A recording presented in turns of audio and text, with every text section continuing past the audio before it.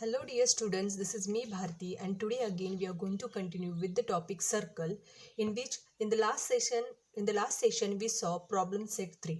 Okay, we have come till question number 9. In today's session we are going to solve question number 10, 11, 12, 15 and 17. As you very well know that question number 13 and 14 are reduced from the syllabus this year. Okay, so we are only going to study in today's session question number 10, 11, 12, 15 and 17. Okay children, as I go on explaining, after completing every question you may take the screenshot and note down the question in your notebook. Okay, you can note down the solution in your notebook by taking snaps. Okay, now without wasting our time, let us start with question number 10.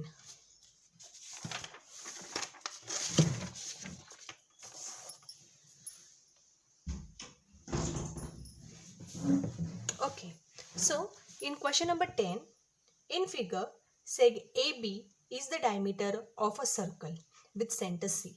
Line PQ is a tangent which touches the circle at point T. Seg AP is perpendicular to seg PQ and seg BQ is perpendicular to seg PQ. Okay children, now you can see in this diagram what they have given. They have given you a circle with center C. Okay, you can see this AB. This AB, it passes through the center, therefore it is the diameter of the circle. Okay, AB is the diameter of the circle. Okay, now they have told you that PQ, now this line PQ, you can see this line PQ, it is the tangent of the circle which touches the circle at point T. Okay, line PQ is the tangent of the circle which touches the circle at point T. Okay, and seg AP is perpendicular to PQ as well as seg BQ is perpendicular to PQ. Okay, now children, you have to prove that this seg CP is congruent to seg CQ. Okay, you have to prove that seg CP is congruent to seg CQ. Okay, for that you need to do some construction. Now what we'll do here, we'll join this CT. You can see this dotted part, it is a part of construction. So what we did in this, we have joined CT, then we joined CP and again we have joined CQ. Okay, so what we did, we have joined CT, CP and CQ. So let us write down it in the construction. Draw CT, CP and CQ. Okay, this is Q. Okay, I hope so it is clear till here. Now children, you know that PQ is the tangent and it touches the circle at point T. Okay, therefore you can see from this construction that CT is also perpendicular to PQ. CT is also perpendicular to PQ. Okay, now you can write down it from tangent theorem. Now it is given that seg AP is perpendicular to PQ, seg CT is perpendicular to PQ as well as BQ is also perpendicular to PQ. Therefore, angle APT, you can see this angle APT.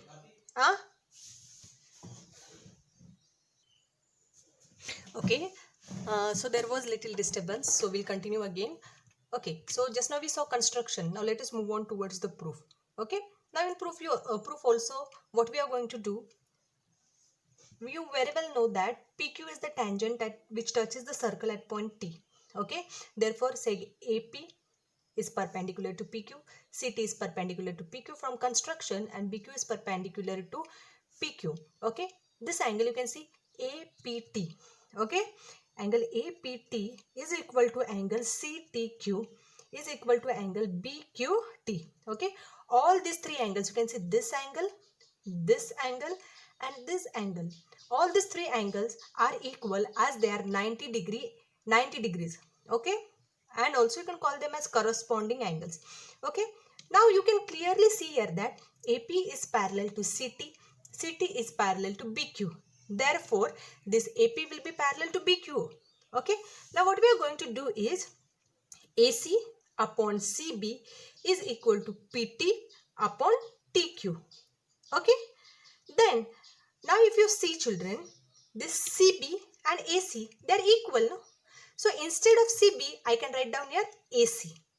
Okay. Therefore, what you get? PT is equal to TQ. Okay. Then what we'll do? We'll consider these two triangles. We'll show that the sides are congruent. Then we'll show that angles are congruent. And finally, you will get that CP is congruent to CQ. Okay. So let us move on. We'll write down PQ touches the circle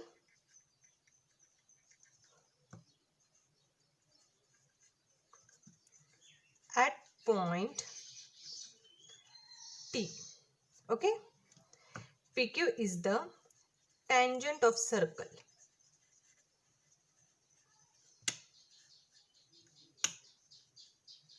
Tangent of circle. Okay. Now from construction, you can clearly see that this CT is perpendicular to PQ. Therefore, write down here CT is perpendicular to PQ. And what reason you'll write here? From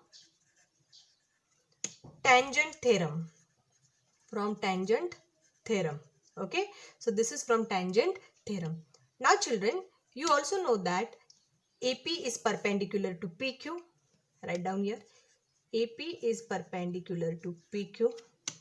Then you also know that BQ is perpendicular to PQ. BQ is perpendicular to PQ. And CT is perpendicular to PQ. This you know. Therefore, you can say that angle APT is equal to angle CTQ. CTQ is equal to angle BQT. BQT is equal to 90 degree. You can write down here corresponding angles. Corresponding angles. Okay. Now you can clearly see that AP is parallel to CT is parallel to BQ. Okay. Therefore, we'll take the ratio. Therefore, AC upon CB is equal to PT upon TQ. Okay. Now, instead of this CB, as these two are equal, you can see these are equal. Therefore, instead of AC, I'll write, instead of CB, I'll write here AC. Okay. Therefore, AC upon AC is equal to PT upon TQ. Now, this AC will get cancelled. Okay. One will be left over here. Therefore, I can write down here PT is equal to TQ and we'll mark it as equation 1. Okay. Now, what we'll do, we are going to consider this triangle CTP and triangle CTQ. Therefore, in triangle CTP and triangle CTQ, now you can see CT is the common side in both the triangle. Therefore, CT is congruent to CT. You can write here common side. Common side. Okay. You can see angle CTP is congruent to angle CTQ. They are 90 degree. Therefore, angle CTP is congruent to angle CTQ. You can write down reason. You can write down here each 90 degree. Okay. Now, you can say that PT is congruent to TQ. Okay. PT is congruent to TQ. Here you can write down from 1. Okay. Therefore, you can say that sec CP is congruent to sec CQ. Okay. Therefore, you write down here triangle CTP is congruent to triangle CTQ. Okay. By SAS test. And therefore, sec CP, you can say this, sec CP is congruent to sec CQ. Sec CQ. So see how easy it was. You can write down here CSCT. Okay. So in this way you had to solve this question number 10. Now let us move on. Now let us move on towards question number 11. Now children, In question number 11, they have asked us to draw circles with center A, B and C, each of radius 3 centimeter, such that each circle touches the other two circles. Now children, what we are going to do? First we are going to draw a triangle. Which triangle we are going to draw? We are going to draw an equilateral triangle. So what we'll do, we'll mark here arcs, and then we are going to construct a triangle. Okay, so I'm drawing it without help of a scale, a rough diagram. So I hope so you can understand it. Okay, so in this way you're going to draw a triangle. Now you're going to take 3 centimeters distance over here, and then you're going to draw a circle passing from this. Okay, second circle you're going to draw in this way, and third circle you're going to draw in this way. So this is my rough diagram. Just try to understand it. We'll be drawing it with the help of compass and all, but this is the rough diagram. Okay, so what we have to draw, we are going to draw circles with center A, B and C, whose radius will be 3 centimeter, and each circle will be touching other two circles. You can, if you see this circle, it touches this circle and this circle. If you see this circle, it is touching these two circles, and if you see this circle, it is touching these two circles. Okay, now what they have given us, there are 3 circles. Each radius is 3 centimeters. Okay, now there are centers there, or you can say their centers are A, B and C respectively. Okay, if each of the circle touches other circle or other two circles, then they will be touching circles externally. Now how they are touching? Are they touching internally? No. You can see from the diagram, these circles that touching each other externally. Okay, now what we'll do, we'll consider the radius of circles as R1, R2 and R3. Now when the circles, they touch each other externally, then how do we add their radius? As R1 plus R2. Okay, in the same way, if you want to find distance BC, then R2 plus R3. If you want to find radius CA, then you have to add R3 and R1.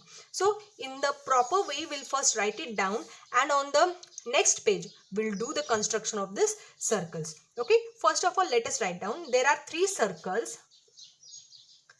There are 3 circles. Okay, each of radius 3 centimeters. Okay, now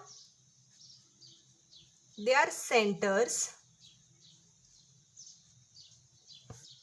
are A, B and C. Okay, if each circle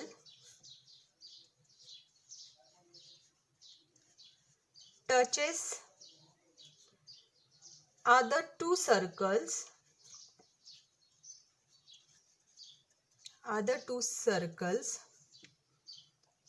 externally. Okay, when each circle touches other two circle, then they touch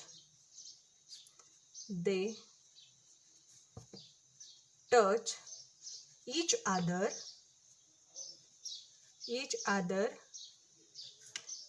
externally. Okay, they're touching each other externally.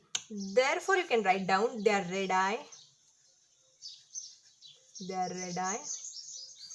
will be R1 is equal to 3 centimeters, R2 is equal to 3 centimeters and R3 is equal to 3 centimeters.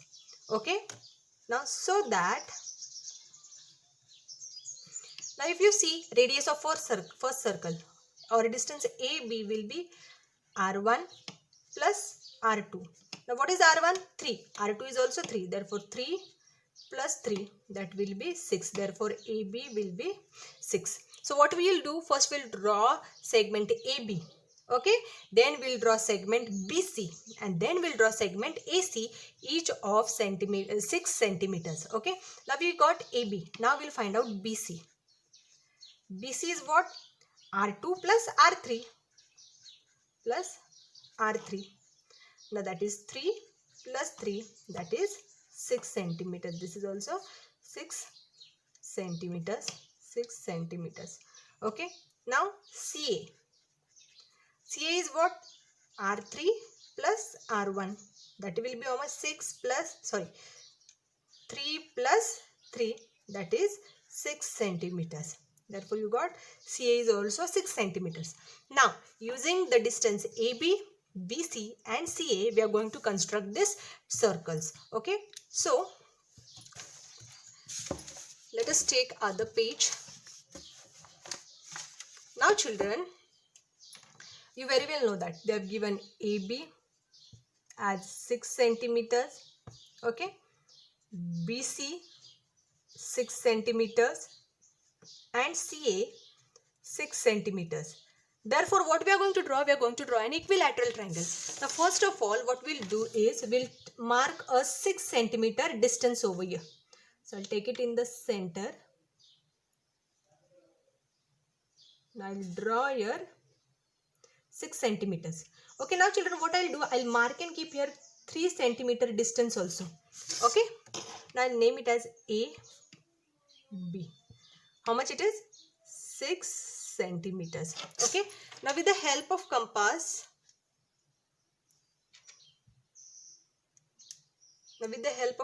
what I'll do? I'll take here 6 centimeters distance. See. Now, this is how much? This is 6 centimeters. So, I'll take the same distance and I'll mark a arc over here. Okay. In the same way, I'll keep the pointer on point B and I'll mark another arc over here. Now, what we are going to do? We are going to join this. Okay. We'll join this.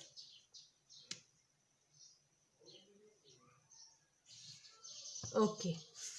Now, here also what we'll do? We'll join this BC. Okay.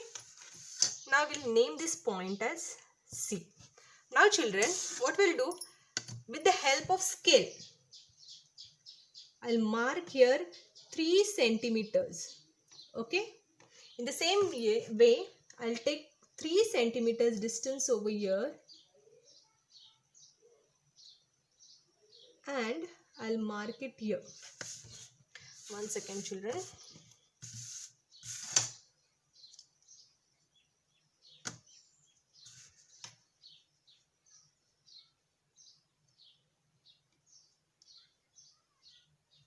So, it will be also here. Okay.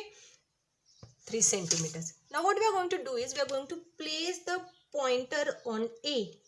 Take 3 centimeters distance, as they have told radius of each circle is 3 centimeters. So, what I'll do? I'll draw a circle passing through this point. Now, you can see. How much is the radius of first circle with center A? That is 3 centimeter. Now, I'll keep the pointer over here. Okay. And with the same distance.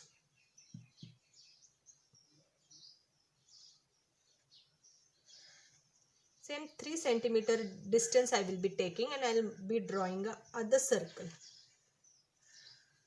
Okay. Now, I'll take the center C. Okay. And I'll draw another circle from here.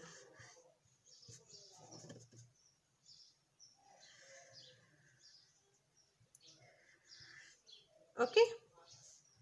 So, see. This distance is 6 centimeters. This AC. And this is also 6 centimeters. Okay. So, in this way, you have to solve this question number 11. Now, let us move on towards question number 12. Okay, question number 11 was really very simple. Now, let us move on towards question number 12. In question number 12, it is told that prove that any 3 points on a circle cannot be collinear. Okay, so what you have to prove that any 3 points on the circle, they cannot be collinear. Now, children, what is given to us? It is given that 3 points, that is A, B, C, are on the circle. So, let us write down what is given. Given 3 points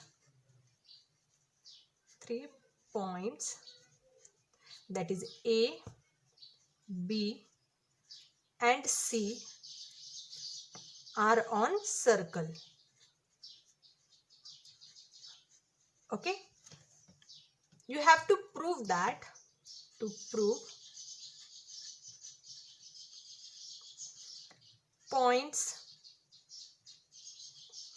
A, B and C on the circle are, or you can say cannot be collinear.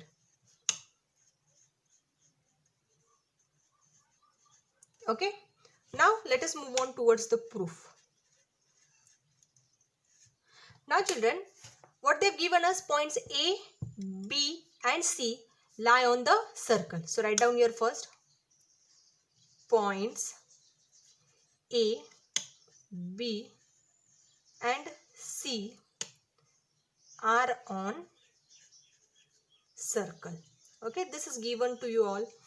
After that, what we have to do as a part of construction, you can see this dotted lines we have joined AB, then BC and AC or CA. Therefore, write down here, draw AB, BC and CA. Okay, respectively. Now, after joining these 3 points, what you can see, a triangle is formed over here. Okay, after joining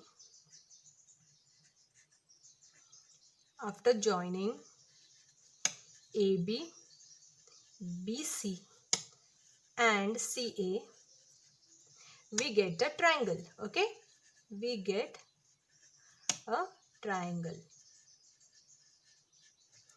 And you very well know that from the definition of the triangle itself, you can say that points A, B and C are non-collinear points. Therefore, write down here, from the definition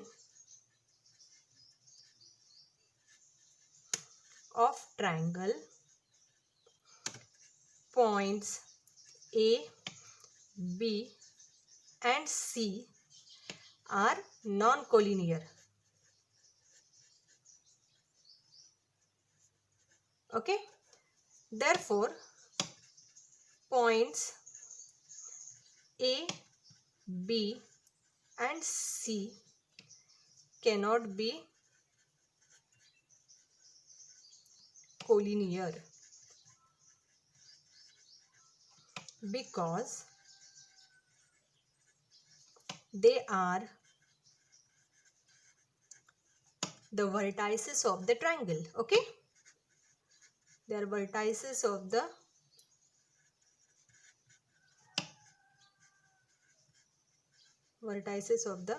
triangle. Therefore, points A, B and C are non-collinear. These points are non-collinear points. Now, let us move on towards question number 13. Question number 13 and 14 are skipped. So, we'll be moving on towards question number 15. Okay. Remember that question number 13 and 14 is reduced from the syllabus for this year. Okay. So, directly we are moving on towards question number 15. Now, in question number 15, in figure, measurement of arc WY is 44 degrees. Okay. Measurement of arc ZX is 68 degrees.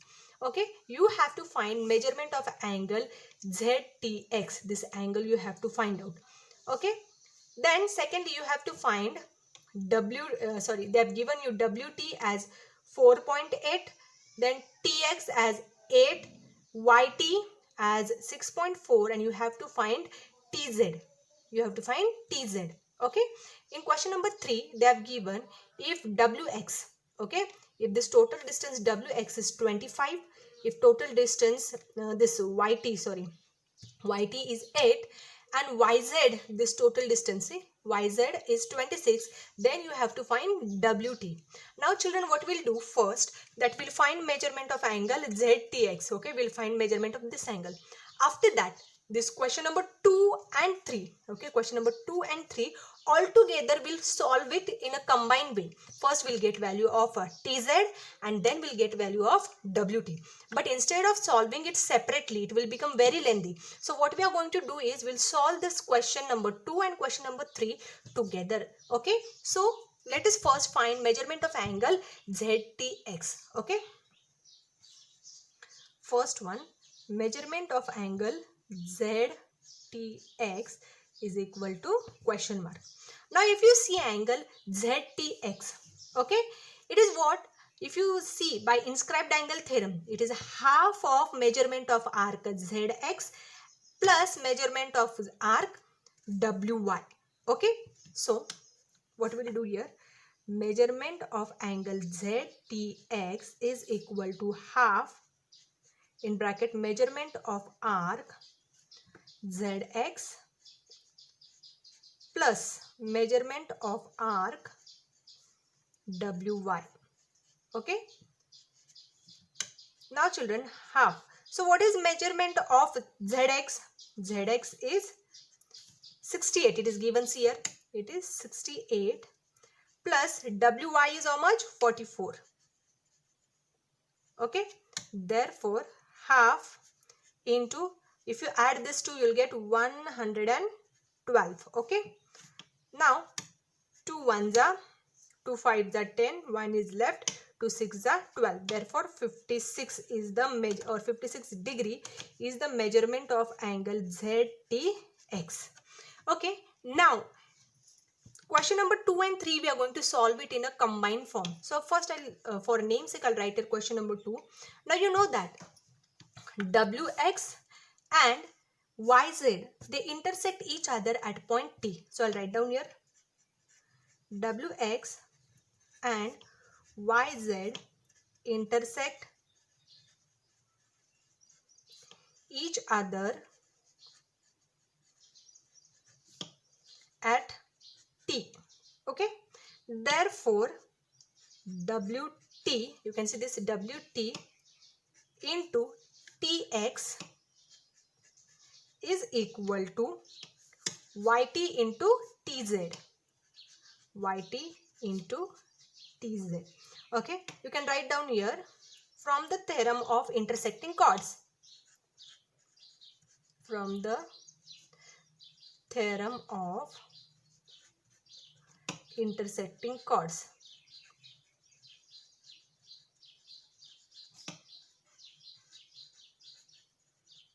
Okay. Is it clear till here to all now? Now children,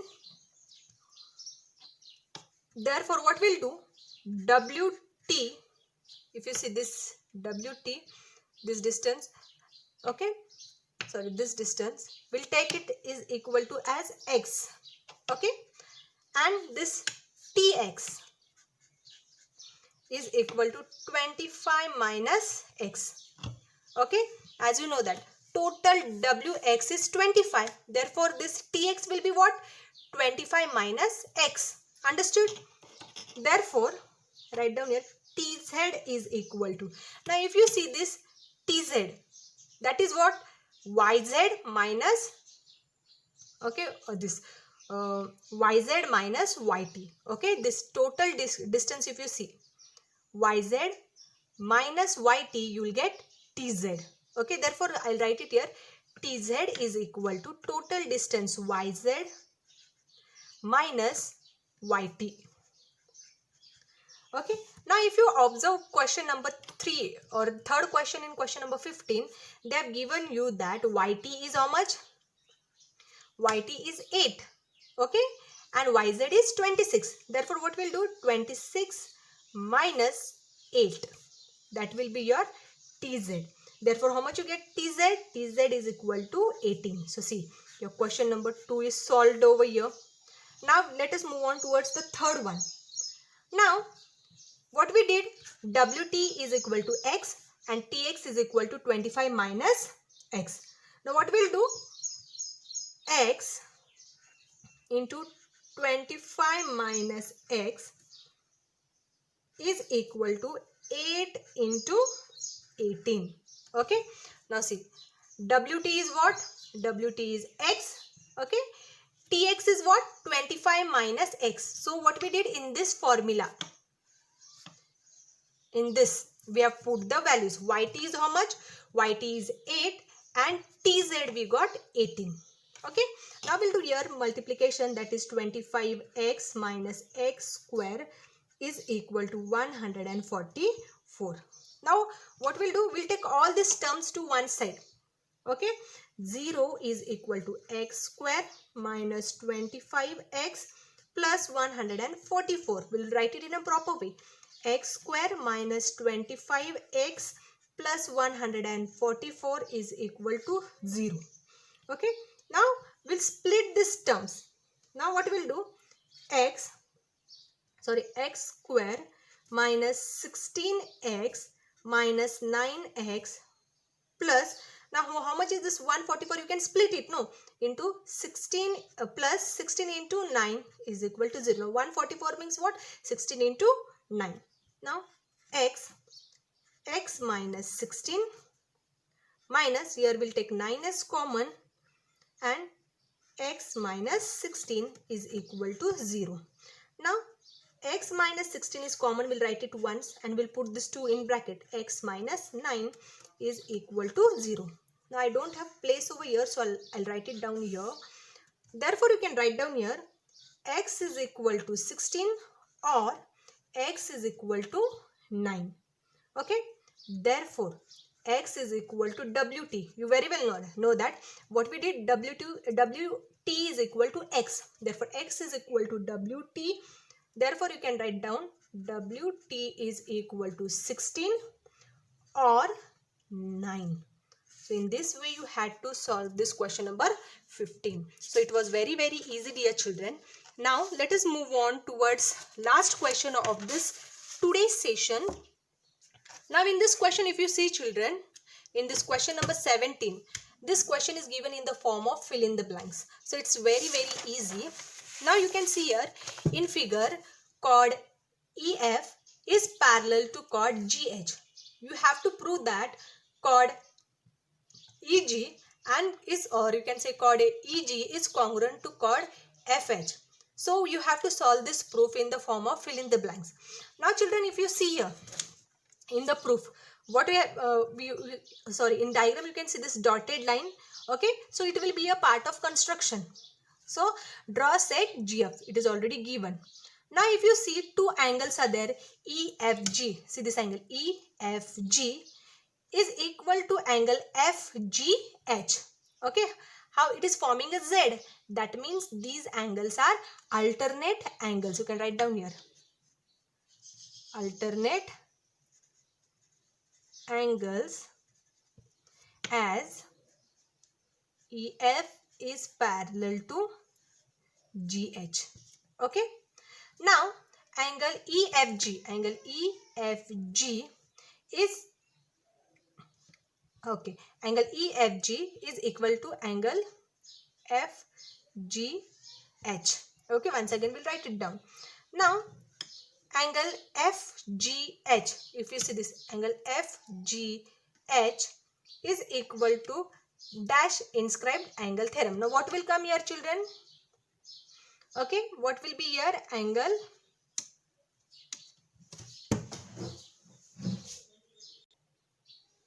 okay. Once again we'll move a step behind now. Now children, if you see this angle EFG, it is half of arc EG. Okay, by inscribed angle theorem, I'll write down here, half of measurement of arc EG. Okay, by inscribed angle theorem.